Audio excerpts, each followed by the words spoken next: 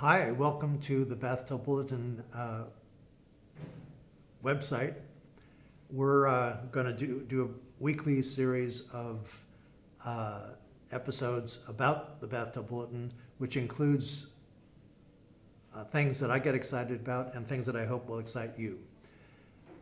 The first thing is kind of a strange way to begin the episode, but it's something called the Green Book by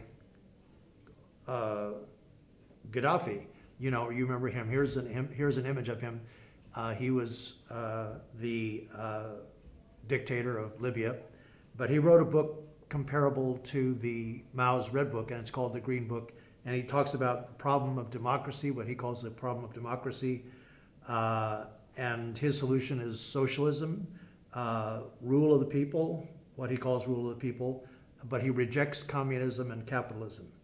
He has one paragraph about abolishing money altogether. It's included in his post that we have on the Bathtub Bulletin site, bathtubBulletin.com, is criticism of this book when the critics consider it to be fatuous and jumbled. I mean, that was one critic, but you can decide for yourself. My source for this item was the Tom Hartman program on YouTube. The second post I want to bring to your attention. So each week, what I'm going to be doing is bringing posts that I think are interesting to you to your attention, so you can look at them yourself on the website, bathtubBulletin.com. The second thing is what's called the Onion horoscope. You are all familiar with the Onion, I'm sure. This is their horoscope for Gemini for the week of June 19th, 2018. Although the secrets of heaven and earth are denied you, the secret of pancakes turns out to be the use of sour cream. Okay, there we go. Good to know. If you're Cancerian, this is what the Onion says. They say it's never too late to do something meaningful with your life, which is a nice idea, but you actually have about 9 days. And this was from June 19th, so you better get going if you're Cancerian. The third post I want to bring to your attention is a post about Jane Jacobs. She's the housewife slash activist slash urban planner. There's a new book called Jane, A Story of Jane Jacobs, and Jane Jacobs is famous for seeing the city as an ecosystem itself. She was one who opposed the clearing of slums, in air quotes, slums. What was big in the 50s and 60s in urban design was just clear the whole thing out. This happened in New York with Robert Moses. He was trying to make New York City more efficient, and his idea was to run a 4-lane highway through Greenwich Village. And Jane Jacobs was one of many, but one of the leaders in opposing this. And it's similar to what happened here in San Francisco with the freeway revolt that happened in the 50s. They were trying to run a freeway through the panhandle of Golden Gate Park. So that's an interesting topic that excited me, and I hope will excite you. The source for that post is brainpickings.org, and the author of the post is Maria Popova. The next post that I think is interesting is some upcoming events from a friend of mine named Zoe Robinson. She's going to have some online events in September. There are 2 workshops, and they're both about books that she wants you to read and then discuss. The first book is Discovering Eris, E-I-R-S, The Symbolism and Significance of a New Planetary Archetype by Keiron Le Grice. In 2005, they discovered a new planet beyond Pluto. And so if you're an astrology buff, that has astrological implications. The next book that she is having a workshop about is called Cosmos and Psyche by Richard Tarnas. He's from the California Institute of Integral Studies right here in San Francisco. And he takes a scientific look at astrology and really explains it in depth, so much depth that it may be off-putting, but maybe through the process of reading this book with a group, it would be easier to get through. It's a very, very thick book.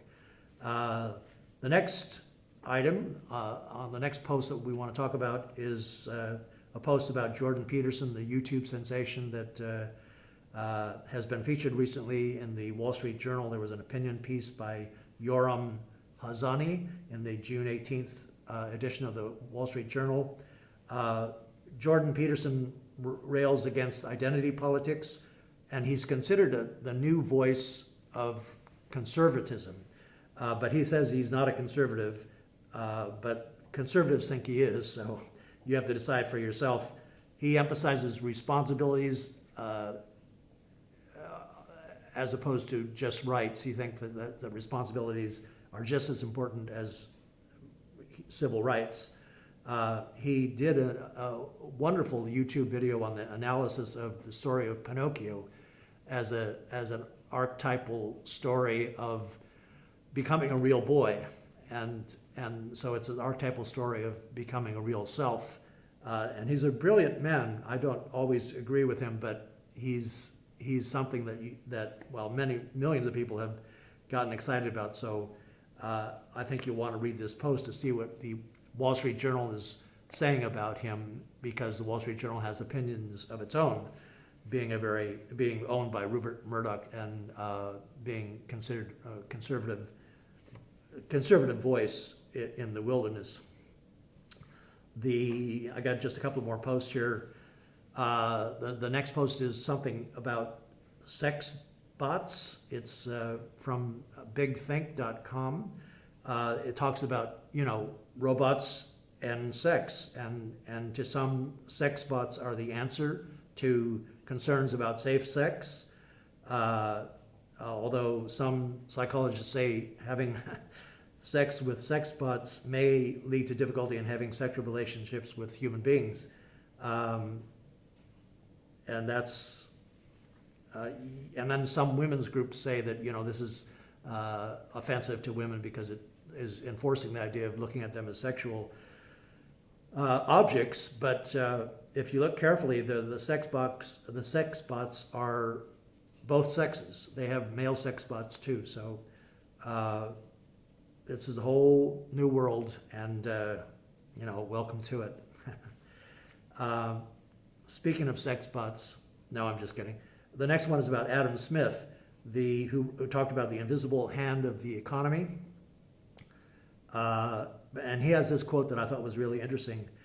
Man naturally desires not only to be loved, but to be lovely, or to be that thing which is the natural and proper object of love. So that's from his book, Theory of Moral Sentiments.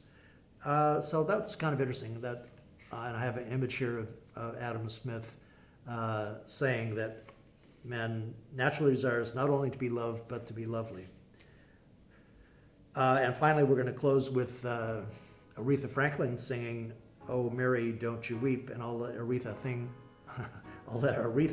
sing for herself. Thanks a lot, and we'll see you in about a week or so. Bye. Cool.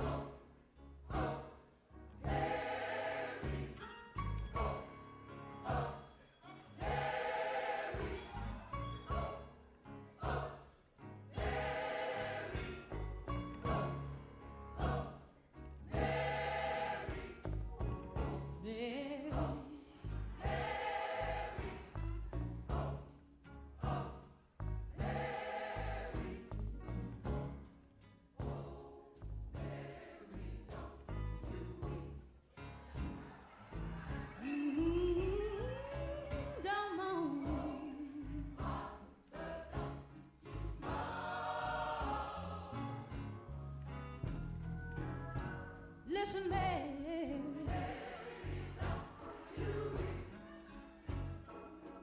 tell your sister, don't moan.